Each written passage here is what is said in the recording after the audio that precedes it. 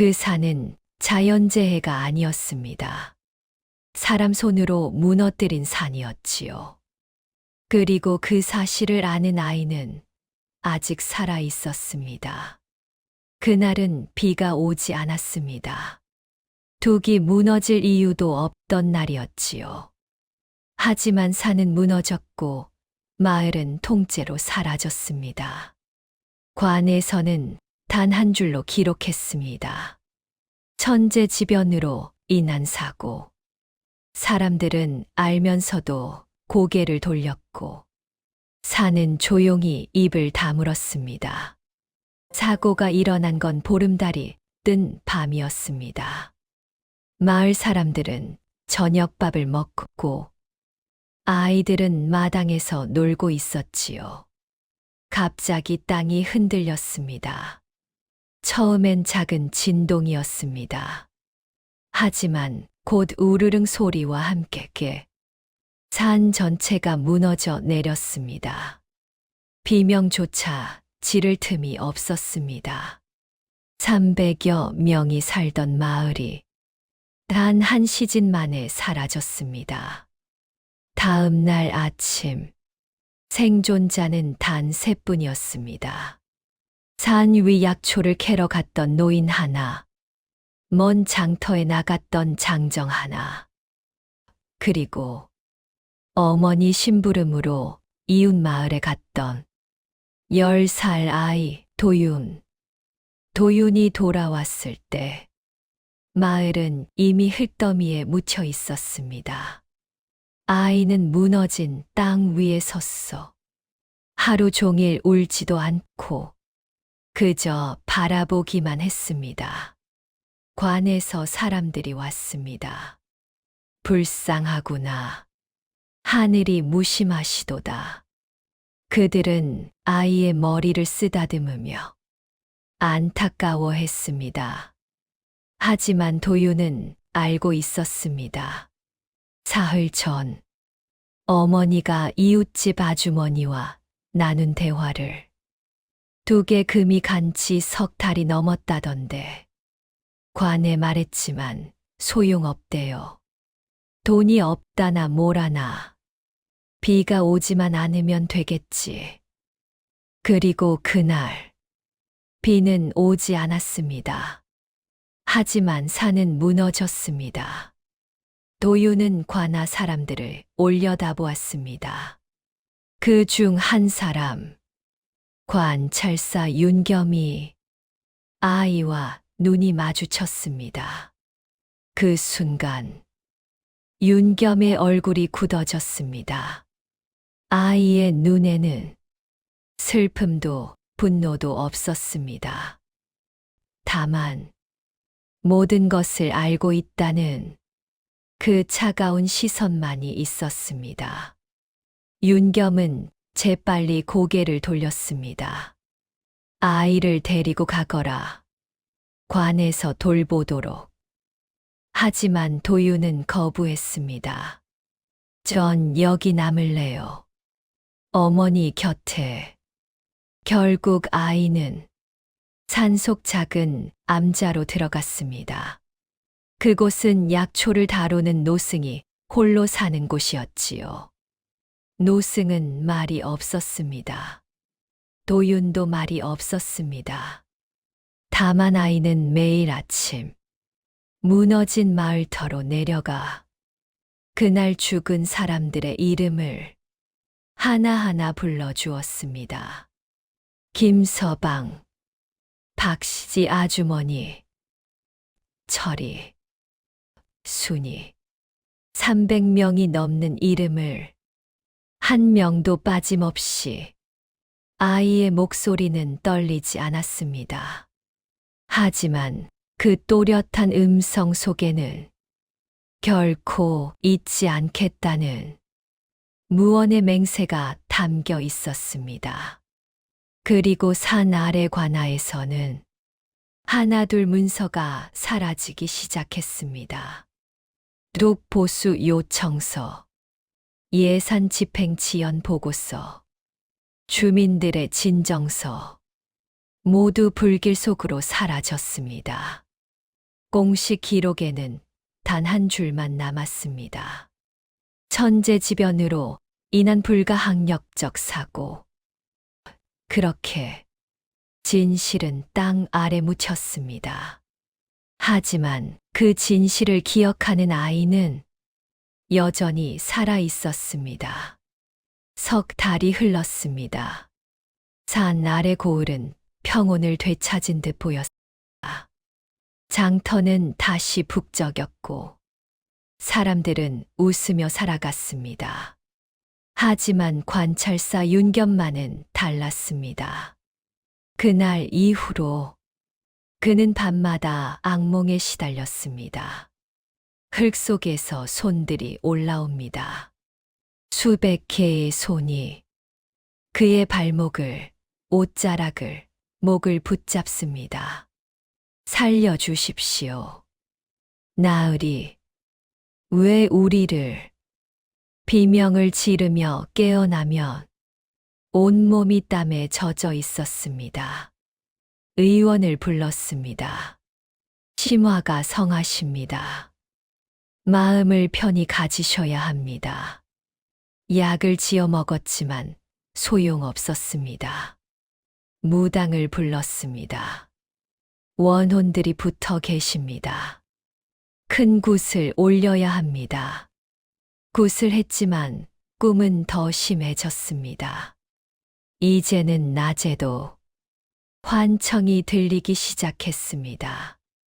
문서를 보다가도 나으리 하는 소리에 화들짝 놀라고 복도를 걷다가도 누군가 뒤에서 따라오는 것 같아 뒤를 돌아보곤 했습니다. 하지만 아무도 없었습니다. 부인이 걱정했습니다. 영감, 요즘 너무 수척해지셨어요. 며칠 쉬시는 게 괜찮소. 하지만 괜찮지 않았습니다. 윤겸은 알고 있었습니다. 이것이 무엇 때문인지. 그날 그 결제 문서, 둑 보수 예산 집행 보류, 내년 봄까지 관찰 후 재검토도.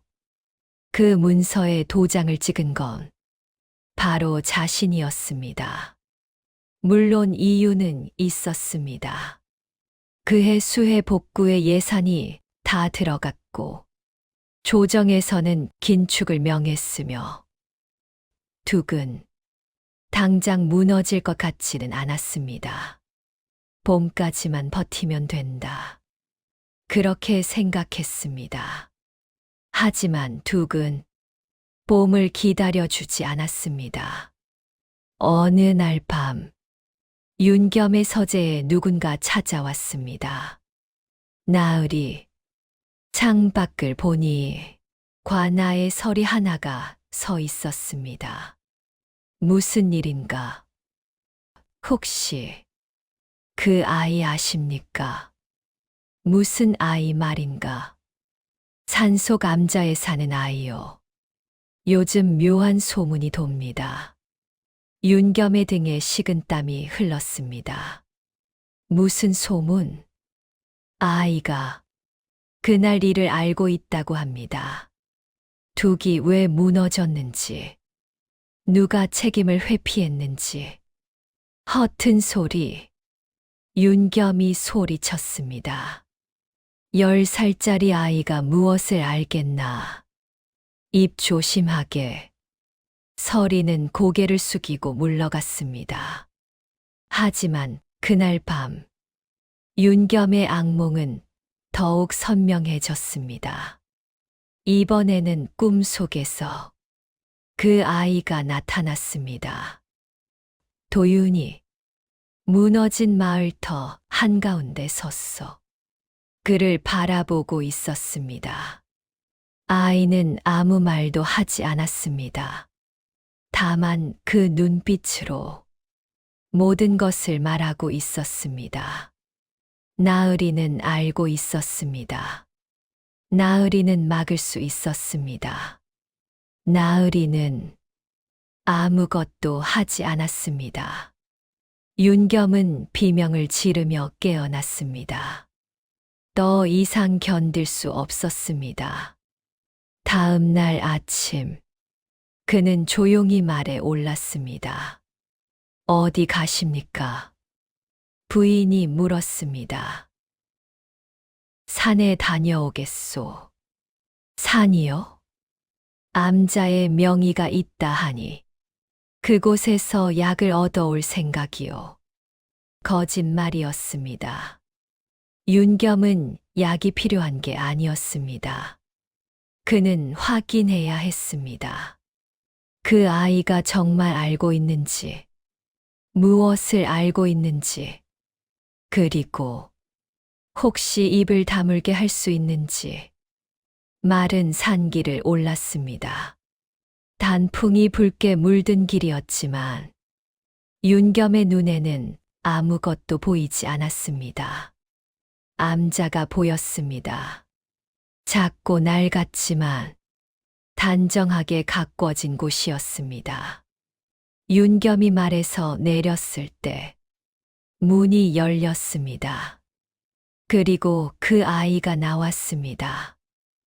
도윤. 석 달 만에 보는 아이는 조금 더 여위었지만 눈빛만은 여전히 또렷했습니다. 어서 오십시오, 나으리. 아이의 목소리는 차분했습니다. 마치 기다리고 있었다는 듯이. 나를 알고 있었느냐? 윤겸의 목소리가 떨렸습니다. 예, 알고 있었습니다. 도윤은 담담하게 대답했습니다. 들어오시지요. 차를 끓여드리겠습니다. 암자 안은 검소했습니다. 낡은 탁자 하나, 방석 몇 개, 그리고 벽에 걸린 작은 위패들. 윤겸의 시선이 위패에 멈췄습니다. 거기에는 이름들이 빽빽이 적혀 있었습니다. 마을에서 죽은 사람들의 이름 312명, 한 명도 빠짐없이. 앉으시지요. 도윤이 차를 따랐습니다. 윤겸은 떨리는 손으로 찻잔을 받았습니다. 한참 동안 침묵이 흘렀습니다. 먼저 입을 연 건 도윤이었습니다. 나으리께서 오실 줄 알았습니다. 왜 알았지? 요즘 밤에 잠을 못 주무신다는 소문을 들었습니다. 윤겸의 손이 굳었습니다. 그리고 나으리께서 그날 일을 기억하고 계실 거라고 생각했습니다. 그날 둑 보수를 미루신 날 말입니다. 공기가 멈춘 듯 했습니다. 윤겸의 얼굴이 창백해졌습니다. 너, 어떻게, 어머니가 말씀하셨습니다. 돌아가시기 사흘 전에. 도윤은 찻잔을 내려놓았습니다. 어머니는 이웃집 박씨 아주머니와 이야기를 나누셨어요. 박씨 아주머니 남편이 관아에서 서리로 일했거든요. 그분이 밤에 술에 취했어 말씀하셨답니다. 둑 보수 예산이 또 미뤄졌다고. 관찰사 나으리가 도장을 안 찍으신다고. 봄까지 버텨야 한다고. 윤겸의 입술이 파르르 떨렸습니다. 하지만 말이다. 그때는 예산이 정말 없었어. 수해 복구에 다 써버렸고. 조정에서는 알고 있습니다. 도윤이 조용히 말했습니다. 나으리께서 나쁜 분이 아니라는 것도 압니다. 다만 아이는 잠시 말을 멈췄습니다. 다만 선택을 하셨지요. 둑을 고치는 것과 내년 봄까지 미루는 것 중에서. 나는 봄까지는 괜찮을 거라고. 하지만 봄은 오지 않았습니다. 도윤의 목소리에 처음으로 감정이 실렸습니다. 어머니의 봄은, 철이의 봄은, 마을의 봄은, 아이의 목소리가 갈라졌습니다. 하지만 눈물은 흘리지 않았습니다. 윤겸은 고개를 들 수 없었습니다. 그래서 내가 나를 벌주려고. 아닙니다. 도윤이 고개를 저었습니다. 저는 나으리를 벌주고 싶지 않습니다. 그럼 다만 기억해 주시길 바랄 뿐입니다. 아이는 다시 위패를 바라보았습니다. 관에서는 기록을 지웠습니다. 천재지변이라고만 남겼지요. 하지만 저는 압니다. 그리고 나으리도 아십니다. 이것이 천재가 아니라 인재였다는 것을. 그때 밖에서 말발굽 소리가 들려왔습니다. 여러 명이었습니다. 도윤의 표정이 굳어졌습니다. 나으리, 누구를 데려오셨습니까? 아니, 나는 혼자. 윤겸도 당황한 표정이었습니다. 문이 거칠게 열렸습니다. 관찰사 나으리. 몇 명의 관속들이 들어섰습니다. 그 중 앞장선 사람은 윤겸의 오른팔인 이서였습니다. 귀를 밟아 온 것이오? 윤겸이 차갑게 물었습니다. 죄송하나 나으리의 안전이 걱정되어. 이서는 도윤을 노려보았습니다. 이 아이와 단둘이 계신다니 위험하지 않습니까? 무슨 소리인가? 이 아이가 무엇을? 소문이 심상치 않습니다. 이서가 낮은 목소리로 말했습니다. 이 아이가 그날 일에 대해 이상한 말을 퍼뜨리고 있다는 소문이요. 그건 나으리. 이서가 한 걸음 다가섰습니다. 지금이라도 늦지 않았습니다. 이 아이를 관하로 데려가 단속시키는 것이. 단속. 윤겸의 목소리가 떨렸습니다. 그게 무슨 뜻인가? 이서는 대답하지 않았습니다. 하지만 그의 눈빛이 모든 것을 말하고 있었습니다. 입을 막으라는 것. 영원히. 도윤은 조용히 서 있었습니다. 두려움도 분노도 없이. 다만 윤겸을 바라보며 말없이 묻고 있었습니다. 나으리는 어떻게 하시겠습니까? 그 순간 윤겸의 머릿속에 석 달간 꾸었던 악몽들이 스쳐 지나갔습니다. 흙 속에서 올라오는 손들. 살려주십시오.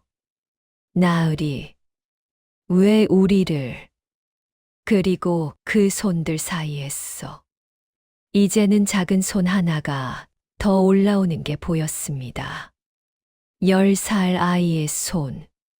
윤겸의 온몸에 소름이 돋았습니다. 물러가시오. 나으리? 모두 물러가라 했소. 윤겸의 목소리가 암자를 울렸습니다. 이 아이는 아무 죄도 없소. 물러가시오. 이서의 얼굴이 굳어졌습니다. 나으리 정말. 지금 당장. 관속들이 주춤거리며 물러섰습니다. 이서는 마지막으로 윤겸을 바라보았습니다. 그 눈빛에는 실망과 경고가 담겨 있었습니다. 나으리, 후회하실 겁니다. 문이 닫혔습니다. 말발굽 소리가 멀어졌습니다. 암자에는 다시 침묵만 남았습니다. 윤겸은 주저앉았습니다. 온몸에 힘이 빠져나가는 것 같았습니다. 나으리, 도윤이 찻잔을 다시 채웠습니다. 왜 그들을 돌려보내셨습니까? 윤겸이 떨리는 목소리로 물었습니다. 도윤은 잠시 망설이다 대답했습니다. 나으리께서 오늘 이곳에 오신 이유가 무엇입니까? 그건 저를 없애려고 오신 건 아니지 않습니까? 윤겸은 대답할 수 없었습니다. 정말 그 생각은 아니었을까? 마음 한구석에서 그런 생각이 스치지 않았을까? 나으리는 두려워서 오신 겁니다. 도윤이 말했습니다. 악몽 때문에, 죄책감 때문에, 그리고 아이는 윤겸의 눈을 똑바로 바라보았습니다. 진실을 마주하기 싫어서 윤겸의 가슴이 철렁 내려앉았습니다. 10살 아이의 입에서 나온 말이라고는 믿기지 않을 만큼 날카로웠습니다. 하지만 나으리께서 그들을 돌려보내신 걸 보니 도윤이 처음으로 미소 지었습니다. 희미하고 슬픈 미소였습니다. 아직 나으리께는 양심이 남아 있으신 것 같습니다. 그 말에 윤겸은 고개를 들 수 없었습니다. 그들이 다시 올 것입니다. 도윤이 조용히 말했습니다. 이서라는 분은 포기하지 않을 겁니다. 알고 있네. 윤겸이 쓰게 웃었습니다. 이서는 영리한 사람이지. 너무 영리해서서 때로는 무섭기까지 하지. 나으리를 위해서라면 무엇이든 할 것 같던데요. 그렇지. 나를 위해서라면 말이야. 윤겸은 쓴웃음을 지었습니다. 하지만 그것이 나를 위한 것인지, 자신의 입지를 위한 것인지는 나도 모르겠구나. 도윤은 대답하지 않았습니다. 도윤아, 윤겸이 처음으로 아이의 이름을 불렀습니다. 네, 나으리. 너는 정말 복수를 원하지 않느냐? 도윤은 한참을 생각했습니다. 복수요? 그래. 나를 고발하고 벌을 받게 하고 그렇게 하고 싶지 않으냐? 아이는 창밖을 바라보았습니다. 저 멀리 무너진 마을터가 보였습니다. 처음에는 그랬습니다. 도윤이 조용히 말했습니다. 밤마다 나으리를 죽이는 꿈을 꿨습니다. 이서 나리를 죽이는 꿈도 꿨고, 그날 문서를 불태운 모든 사람들을 죽이는 꿈도 꿨습니다. 윤겸의 얼굴이 창백해졌습니다. 하지만 그러다가 어느 날 깨달았습니다. 무엇을 복수를 해도 어머니는 돌아오지 않는다는 것을요. 도윤의 목소리가 떨렸습니다. 나으리를 죽여도, 이서 나리를 죽여도, 그 누구를 죽여도 마을은 돌아오지 않고 철이도 순이도 아무도 돌아오지 않습니다. 눈물이 아이의 뺨을 타고 흘렀습니다. 윤겸은 처음으로 이 아이가 우는 것을 보았습니다. 그래서 저는 다른 걸 원하게 됐습니다. 다른 것? 기억. 도윤이 눈물을 닦았습니다. 그들이 살았었다는 것, 그들이 죽은 것이 하늘의 뜻이 아니었다는 것, 그것만은 절대로 잊혀지지 않게 하고 싶습니다. 윤겸의 가슴이 먹먹해졌습니다. 하지만 이미 기록은 사라졌어도 기억은 남아 있습니다. 도윤이 위패를 바라보았습니다. 나으리께서 기억하고 계시지 않습니까? 그래서 밤마다 악몽을 꾸시는 거지 않습니까? 그 악몽이 사실은 벌이 아닙니다. 아이가 말했습니다. 그것은 나으리의 양심입니다. 아직 죽지 않은 나으리의 양심이 나으리를 깨우고 있는 겁니다.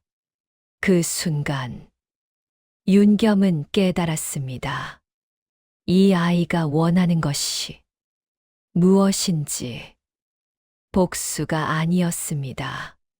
죽음도 아니었습니다. 속죄. 이 아이는 자신이 속죄하기를 바라고 있었습니다. 해가 기울기 시작했습니다. 윤겸은 자리에서 일어났습니다. 가봐야겠구나. 나으리, 도윤이 불렀습니다. 오늘 밤도 악몽을 꾸실 겁니다. 윤겸이 걸음을 멈췄습니다. 하지만 그 악몽을 피하실 수는 없습니다. 약을 먹어도, 굿을 해도, 도망을 가도 아이의 목소리가 또렷했습니다. 악몽을 멈추는 방법은 단 하나뿐입니다. 무엇이지? 깨어나는 겁니다. 정말로. 윤겸은 대답하지 않았습니다. 말에 올라타다 산길을 내려갔습니다. 뒤를 돌아보니 도윤이 암자 앞에 섰어 그를 바라보고 있었습니다. 그날 밤 윤겸은 또 악몽을 꿨습니다. 하지만 이번에는 달랐습니다.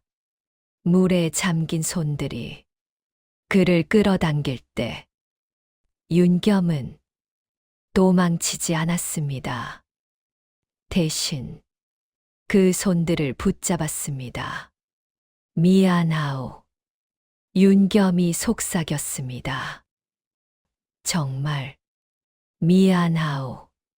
손들이 천천히 물속으로 사라졌습니다. 하지만 이번에는 그를 끌고 가지 않았습니다. 다만 마지막 손 하나가 그의 손을 꼭 쥐었다가 놓아주었습니다. 윤겸은 눈을 떴습니다. 밖은 아직 어두웠습니다. 하지만 처음으로 가슴이 조금 가벼워진 것 같았습니다. 그는 알았습니다. 도윤의 말이 옳다는 것을. 악몽에서 깨어나려면 정말로 깨어나야 한다는 것을. 그리고 그러려면 진실과 마주해야 한다는 것을. 닷새가 지났습니다.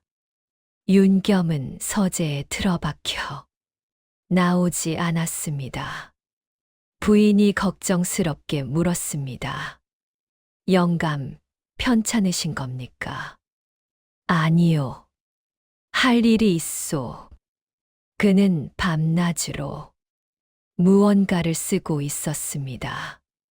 촛불이 새벽까지 꺼지지 않았습니다.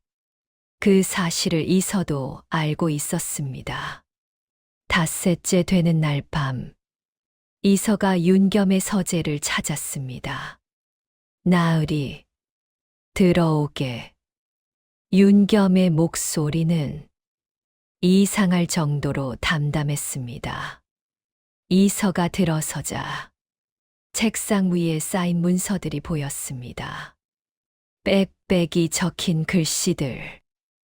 이서의 얼굴이 굳어졌습니다. 나으리, 이것은 자네가 생각하는 그것일세. 윤겸이 붓을 내려놓았습니다. 상소문이네. 상소문이라니요. 이서의 목소리가 높아졌습니다. 무슨 상소를 올리시려는 겁니까? 진실을 말하려네. 윤겸이 조용히 대답했습니다. 그날 무엇이 일어났는지, 왜 둑이 무너졌는지, 누가 책임이 있는지. 나으리. 이서가 책상을 탁 쳤습니다. 정신이 나가셨습니까? 그런 상소를 올리시면 어떻게 되는지 아십니까? 알고 있네. 관직은 물론이고 재산도 명예도 모든 것을 잃으십니다. 3대가 버려온 가문이 하루아침에 무너집니다. 그래도 해야 할 일이네.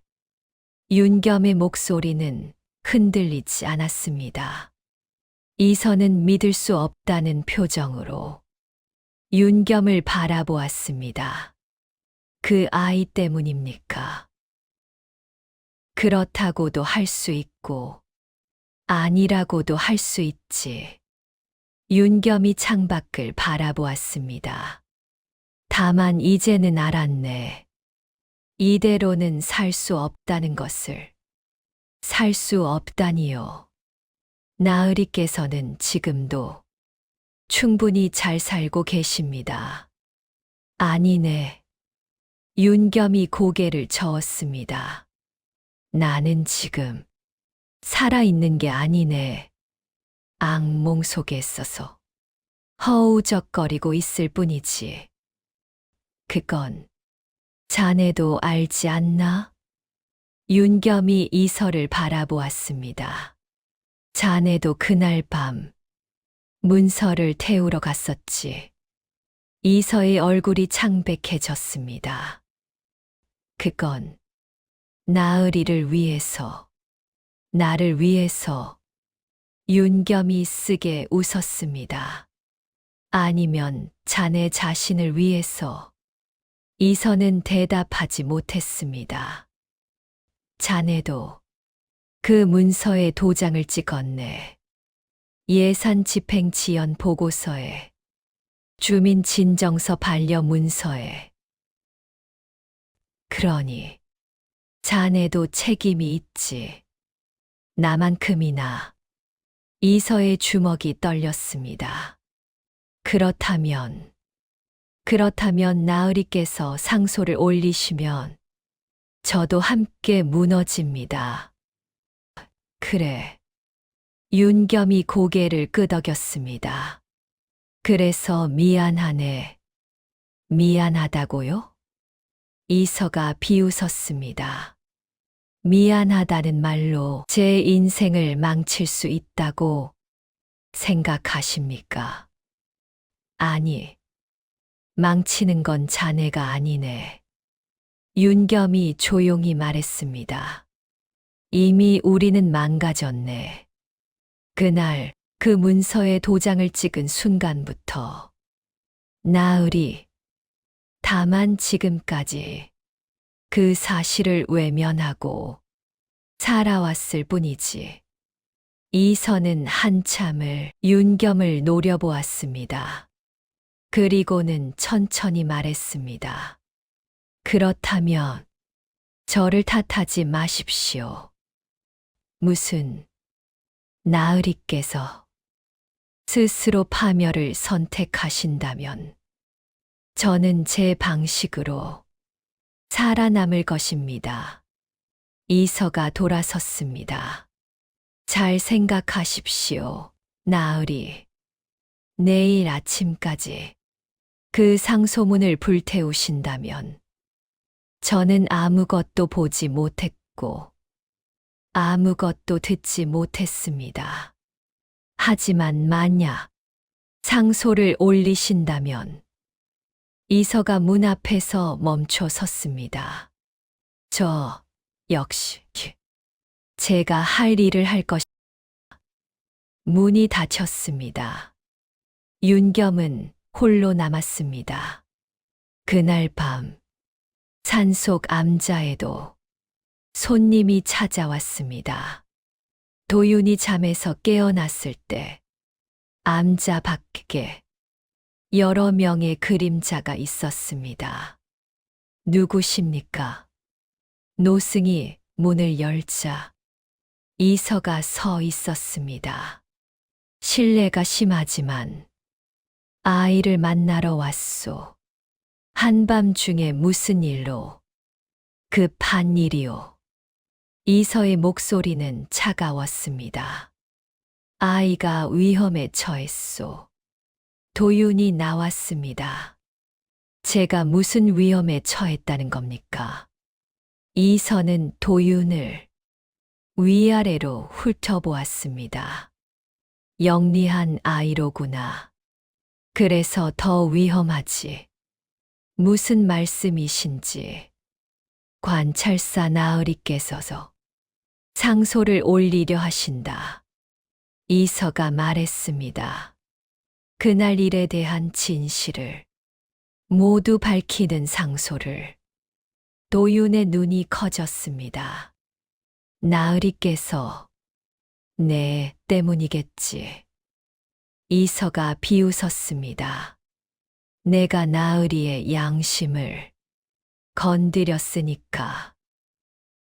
하지만 알아야 할 게 있다.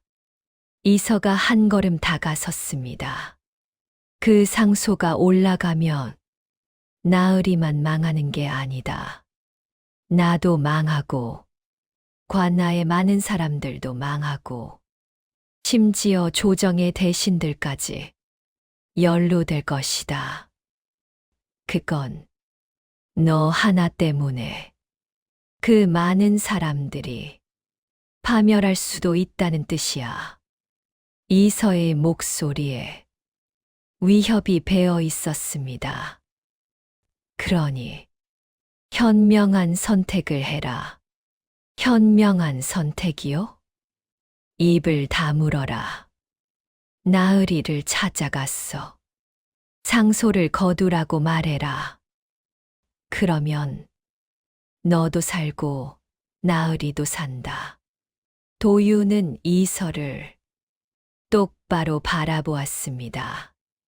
만약 거부하면요? 이서의 눈빛이 차갑게 식었습니다. 그럼 내가 어떻게 되든 나는 모른다. 이 산은 깊고 밤은 어둡다. 10살짜리 아이가 실족사를 한다 해도 누가 이상하게 여기겠나? 위협이 아니었습니다. 경고도 아니었습니다. 그것은 명백한 살이었습니다. 노승이 도윤 앞을 막아섰습니다. 이 아이에게 손대면 가만두지 않겠소. 노스님, 이서가 코웃음 쳤습니다. 스님께서 무엇을 하실 수 있겠습니까? 이곳은 아무도 모르는 깊은 산속이고 우리는 관의 사람들입니다. 노승은 떨리는 손으로 지팡이를 들었습니다. 하지만 이서의 뒤에는 대여섯 명의 관속들이 서 있었습니다. 도윤이 노승의 옷자락을 잡았습니다. 스님, 괜찮습니다. 도윤아. 아이는 이서를 바라보았습니다. 내일까지 시간을 주십시오.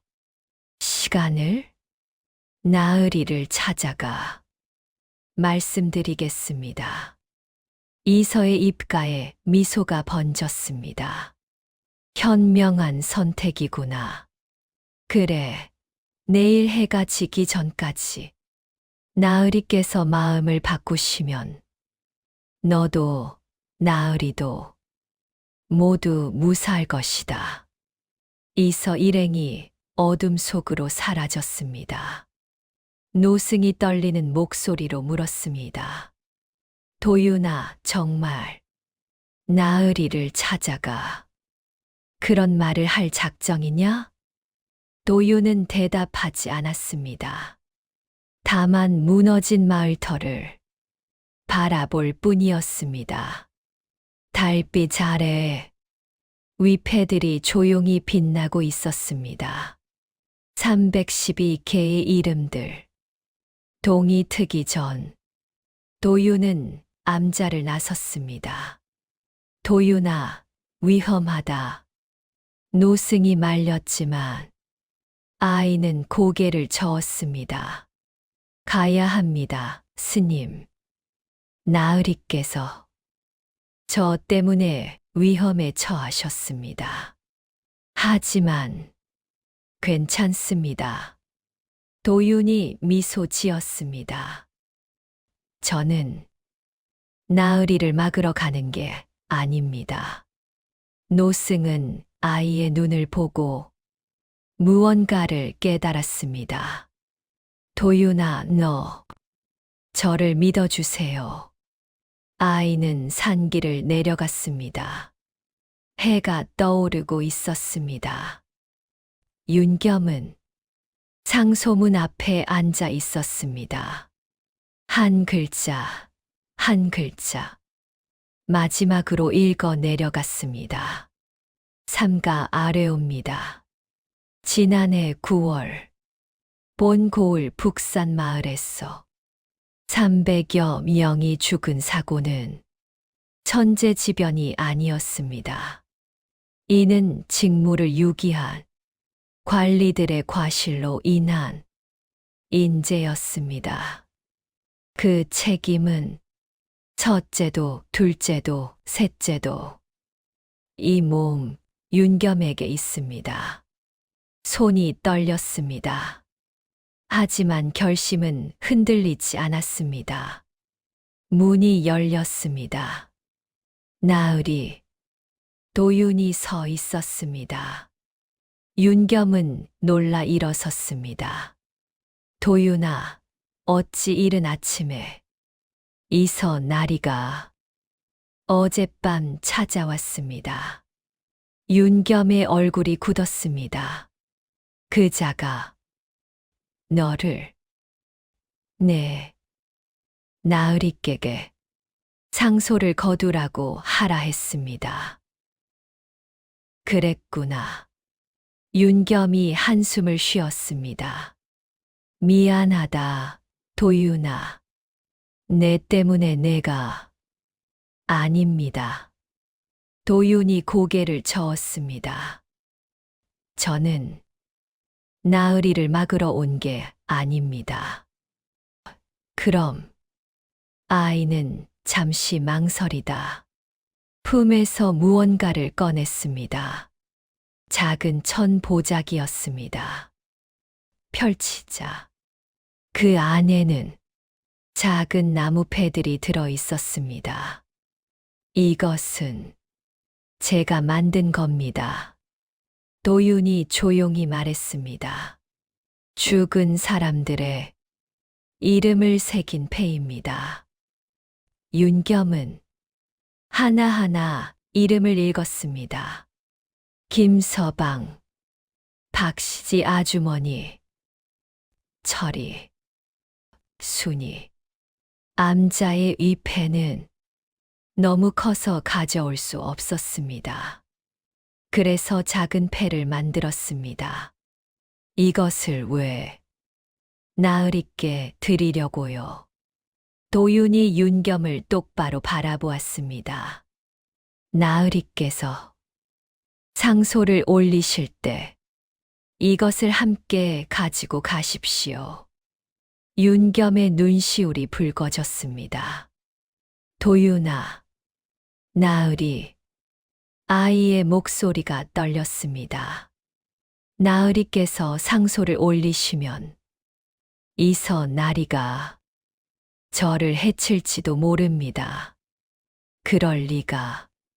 아니, 그자라면. 윤겸의 얼굴이 창백해졌습니다. 그럼 안 된다.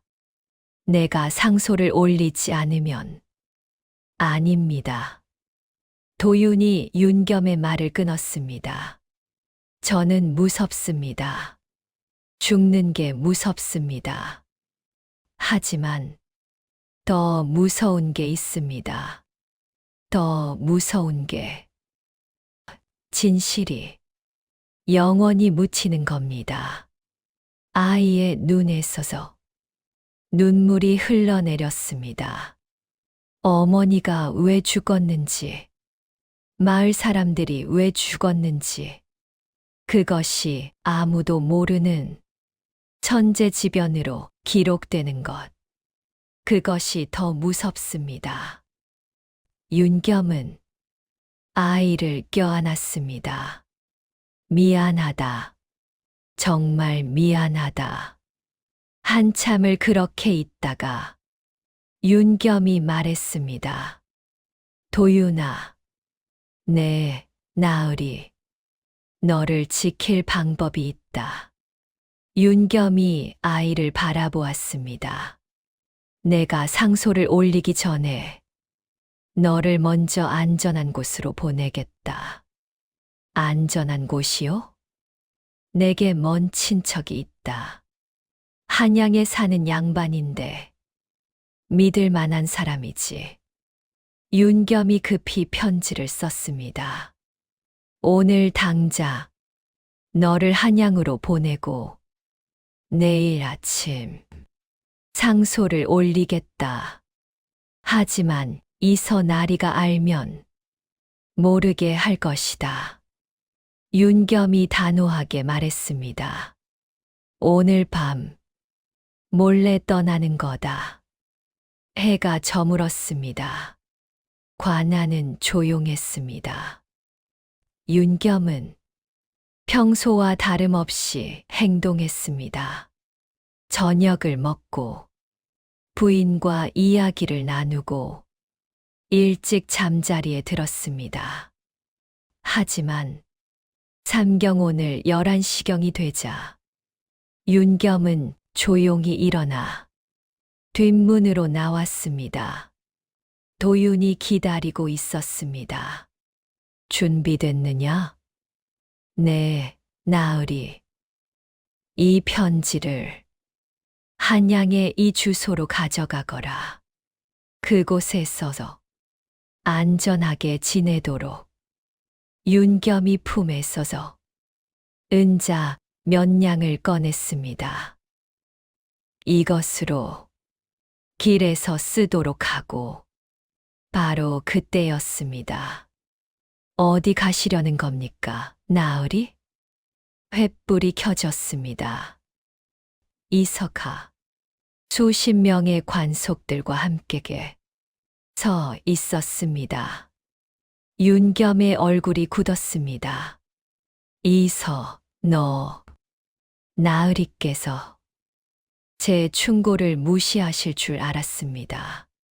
이서가 차갑게 웃었습니다. 그래서 지켜보고 있었지요. 이 아이는 아무 상관이 없다. 윤겸이 도윤을 가렸습니다. 내가 알아서 할 일이니 비켜주게. 안 됩니다. 이서가 고개를 저었습니다. 이 아이가 사라지지 않는 한 나으리께서는 계속 흔들리실 겁니다. 이서. 그러니 이서가 손을 들었습니다. 관속들이 칼을 뽑았습니다. 여기서 조용히 끝내겠습니다. 윤겸은 도윤을 더욱 꽉 껴안았습니다. 내 시체를 넘어서 가거라. 나으리. 이서가 한숨을 쉬었습니다. 왜 이렇게까지 하십니까? 10살짜리 아이 하나 때문에 나으리의 모든 것을 버리시려는 겁니까? 이것은 그 아이 때문이 아니네. 윤겸이 조용히 말했습니다. 나 때문이야. 내가 사람으로 살고 싶어서 하는 일이네. 사람으로 산다는 게 뭡니까? 양심을 지키는 거지. 윤겸이 이서를 바라보았습니다. 자네도 아직 늦지 않았네. 함께 진실을 밝히세. 이서는 한참을 윤겸을 바라보았습니다. 그의 눈에는 고민과 갈등이 교차했습니다. 하지만 결국 그는 고개를 저었습니다. 저는 나으리처럼 강하지 못합니다. 그의 손이 내려갔습니다. 관속들이 앞으로 나섰습니다. 바로 그때 멈춰라. 큰 소리가 들렸습니다. 모두가 그쪽을 돌아보았습니다. 어둠 속에 서서 말을 탄 사람들이 나타났습니다. 선두에 선 사람은 암행어사의 복장을 하고 있었습니다. 암행어사. 관속들이 당황하며 칼을 거두었습니다. 암행어사가 말에서 내렸습니다. 관찰사 윤겸, 그리고 이서. 그가 마패를 들어 보였습니다. 나는 조정의 명을 받아 이곳의 부정을 조사하러 왔다. 윤겸과 이서의 얼굴이 창백해졌습니다. 그리고 암행어사가 도윤을 바라보았습니다. 내가 진정서를 올린 아이냐? 진정서요? 윤겸이 놀라 도윤을 보았습니다. 도윤은 고개를 숙였습니다. 네, 맞습니다. 윤겸은 믿을 수 없다는 표정으로 도윤을 바라보았습니다. 도윤아, 내가 진정서를.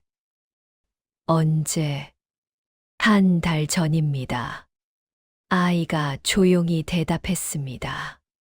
스님께서서 한양 가시는 스님께 부탁해 궁궐에 전해 주셨습니다.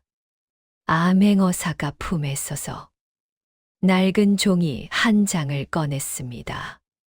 10살 아이가 쓴 글이라고는 믿기지 않을 만큼 또렷한 글씨였다.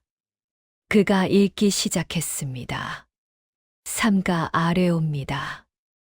저는 북산 마을에서 유일하게 살아남은 아이 도윤입니다. 그날 312명이 죽었습니다. 관에서는 천재지변이라 했지만 저는 압니다. 둑은 사람의 손으로 무너졌습니다. 고쳐야 한다는 보고가 있었고 예산을 청하는 문서가 있었고 주민들의 호소가 있었습니다. 하지만 모두 무시되었습니다. 그리고 비도 오지 않은 날 둑은 무너졌습니다. 이것이 하늘의 뜻일 리 없습니다. 부디 진실을 밝혀주십시오. 죽은 이들의 억울함을 풀어주십시오. 암행어사가 종이를 접었습니다. 이 진정서를 받은 조정에서는 즉시 조사를 명했다. 그리고 한 달간의 은밀한 조사 끝에 모든 진실을 밝혀냈다. 이서의 얼굴이 새하얗게 질렸습니다. 예산 집행 지연 문서, 둑 점검 보고서 조작, 주민 진정서 은폐, 그리고 암행어사가 윤겸을 바라보았습니다.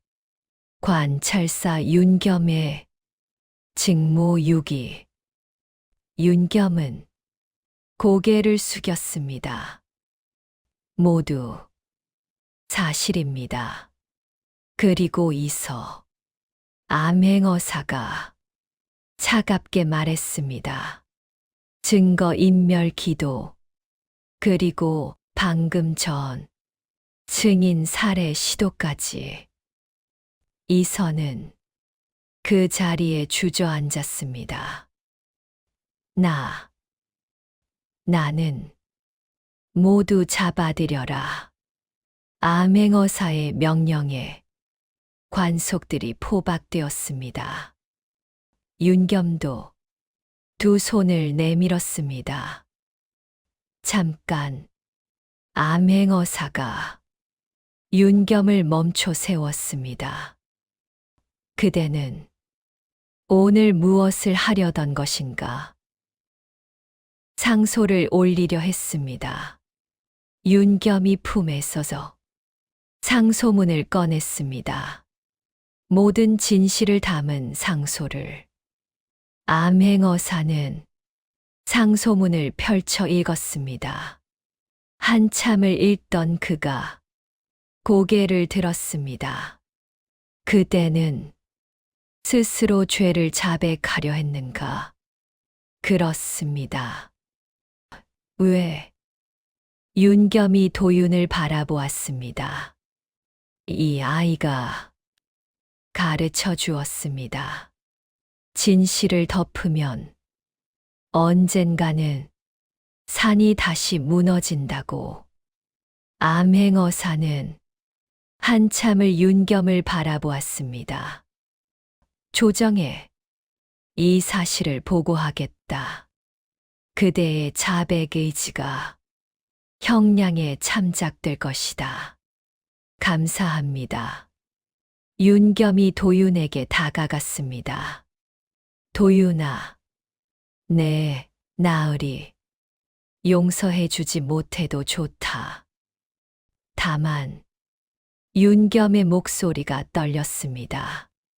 내가 끝내 깨어났다는 것만은 기억해다오. 도윤은 처음으로 환하게 웃었습니다. 나으리께서 깨어나셨다는 것 잊지 않겠습니다. 석 달이 지났습니다. 조정의 판결이 내려졌습니다. 윤겸은 관직 박탈과 재산 몰수, 하지만 자백과 반성을 인정받아 유배형으로 감형되었습니다. 이서는 증거 인멸과 살인 기도로 먼 섬으로 유배되었습니다. 그리고 북산 마을 사고는 공식 기록에서 천재지변이 삭제되고 관리 부실로 인한 인재로 정정되었습니다. 조정에서는 희생자들을 위한 추모비를 세우고 유족들에게 보상금을 지급했습니다. 그리고 전국의 모든 둑과 제방에 대한 긴급 점검이 실시되었습니다. 그로부터 3년 후 북산 마을터 아래에 작은 서당이 생겼습니다. 경심서당, 마음을 경계한다는 뜻의 이름이었습니다. 서당의 훈장은 이제 13이 된 도윤이었습니다. 선생님, 아이들이 뛰어왔습니다. 오늘은 무슨 이야기 해주실 거예요? 도윤은 아이들을 바라보며 미소 지었습니다. 오늘은 중요한 이야기를 해주마. 무슨 이야기요? 진실에 관한 이야기란다. 도윤은 창밖을 바라보았습니다. 저 멀리 추모비가 보였습니다. 그 위에는 312개의 이름이 새겨져 있었습니다. 옛날에 이 마을에 큰 사고가 있었단다. 많은 사람들이 죽었지. 아이들이 조용해졌습니다. 처음에는 그것이 하늘의 뜻이라고들 했어. 하지만 진실은 달랐지. 도윤이 아이들을 돌아보았습니다. 그것은 사람들의 잘못이었어. 책임을 회피하고 편한 길을 택하고 진실을 외면한 사람들의 잘못이었단다. 그럼 나쁜 사람들이네요. 한 아이가 말했습니다. 나쁘다고만 할 수는 없어. 도윤이 고개를 저었습니다. 그 사람들도 처음부터 나쁜 사람은 아니었어. 다만 어려운 선택 앞에서 쉬운 길을 택했을 뿐이지.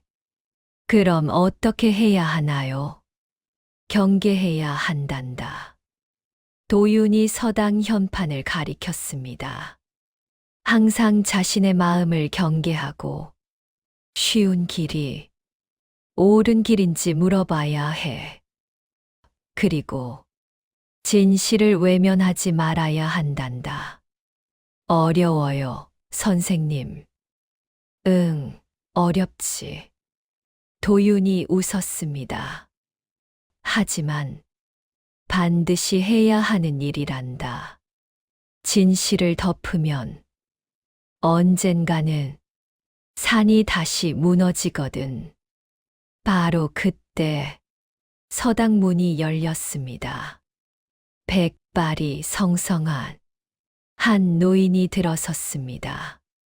선생님, 아이들이 놀라 일어섰습니다. 윤 어르신이다. 유배에서 돌아온 윤겸이었습니다. 3년의 유배 생활은 그를 많이 늙게 만들었지만 눈빛만큼은 예전보다 맑았습니다. 도윤, 나으리. 도윤이 반갑게 맞이했습니다. 돌아오셨군요. 그래, 드디어 돌아왔다. 윤겸이 서당을 둘러보았습니다. 좋은 일을 하고 있구나. 나으리께서 가르쳐 주신 것을 전하고 있을 뿐입니다. 네.